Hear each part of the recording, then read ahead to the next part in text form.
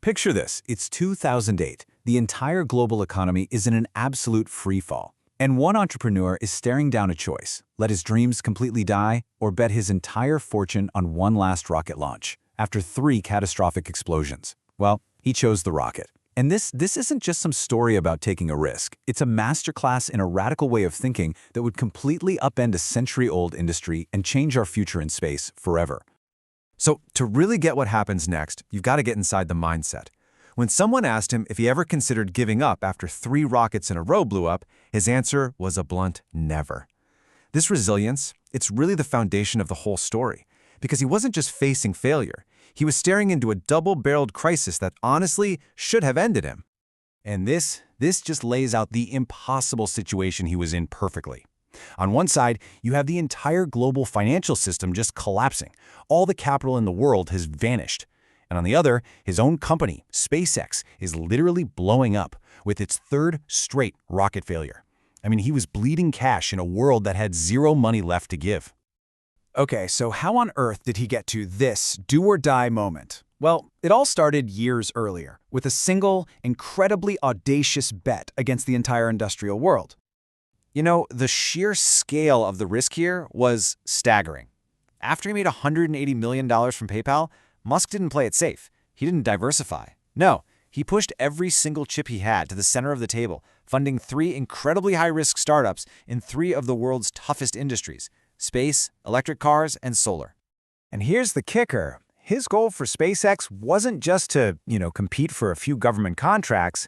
It was to colonize Mars. To the veterans in the industry, this sounded completely, utterly ridiculous. I mean, at a time when NASA itself was finding it hard just to land on Mars, here was this guy with no aerospace degree talking about building cities there. The challenge he was up against was just monumental. He was facing these unshakable giants like Boeing and Lockheed Martin, companies with tens of billions in revenue and decades of experience. And on the other side, you've got SpaceX, this tiny startup scrapping for every penny, led by a guy who's literally teaching himself rocket science from textbooks. The experts, even legends like Neil Armstrong, they laughed at him. So his first move wasn't even to build anything. It was to try and buy. Back in 2001, he went to Russia to try and purchase a couple of refurbished ICBMs. The Russian officials, they literally laughed in his face, mocked his whole Mars ambition, and quoted him this absurd price that just kept going up. And it was on that flight home, after that totally humiliating meeting, that Musk had this light bulb moment. The whole system was broken. If he wanted a rocket he could afford, he was going to have to build it himself, from scratch. You see, that failure in Russia forced him to ask a really critical question. Why were rockets so ridiculously expensive in the first place? The answer he found led to his secret weapon. He decided he wasn't just going to build a rocket. No, he was going to reinvent the entire economics of rocketry by applying this powerful mental model, thinking from first principles. And it all started with a question that sounds deceptively simple. He looked at the aerospace industry and saw rockets selling for, say, $60 million. But when he did the math on the cost of the actual raw materials, the aluminum, the titanium, the carbon fiber, it was less than 2% of the price tag. So where in the world was the other 98% of the money going? This line of thinking led him to a concept he calls the idiot index. It's a really simple ratio. You take the final cost of a part and you divide it by the cost of its raw materials. And if that ratio is crazy high, well, that's a giant red flag for insane inefficiency, and a massive opportunity for anyone who's willing to challenge how things are done. All right, let's take a turbo pump, for example. Super critical part of the engine. The raw materials, basically steel and aluminum, cost around $10,000. But the purchase price from an established supplier was $200,000. That's a 20 times markup. The idiot index was just screaming red alert here, signaling a huge opportunity to just build it far cheaper themselves. Okay, one of the most famous and kind of funny examples of this was a simple door latch. Because of NASA policies, they were paying $1,500 for what they called an aerospace-grade latch. Musk asked, what makes it so special? And the answer was, nothing, really. It just closed a door. So what did he do? He went to a hardware store, bought a $30 bathroom latch, and proved it would work just fine, saving nearly $1,500 on every single one.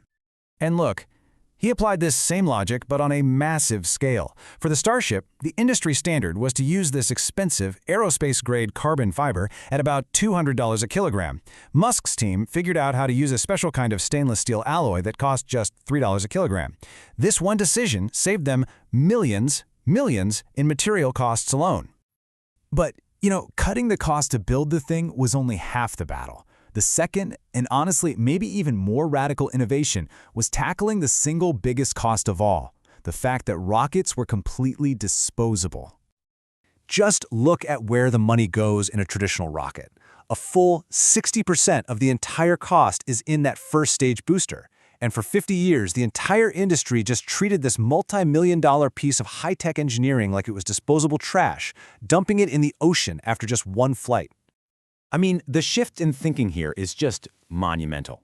Think about it like this. Imagine flying a Boeing 747 from New York to London and then just scrapping the entire plane. That's insane, right? Well, that was the business model for spaceflight. SpaceX's radical idea was to treat rockets like airplanes, design them to fly back, land themselves, and get ready for the next flight. And that brings us right back to that cliffhanger moment in 2008. After 3 failures, with both SpaceX and Tesla literally hours away from going bankrupt, they had just enough money for one more launch. On September 28th, the 4th Falcon 1 rocket lifted off. This time, everything worked. It became the first privately developed liquid-fueled rocket to ever reach orbit. Just like that, SpaceX was saved.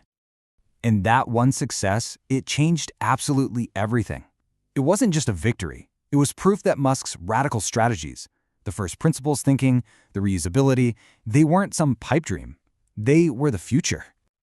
I mean, the results to speak for themselves. To launch 1 kilogram of anything to orbit on the space shuttle, it cost over $54,000. On a SpaceX Falcon 9, it's about $2,700. Look, this wasn't just a small improvement. This was a 20-fold cost reduction that completely rewrote the rules of space economics. And because of that massive cost advantage, SpaceX didn't just compete, they completely dominated. In 2023 alone, the company captured a staggering 60% of the entire global market for commercial rocket launches.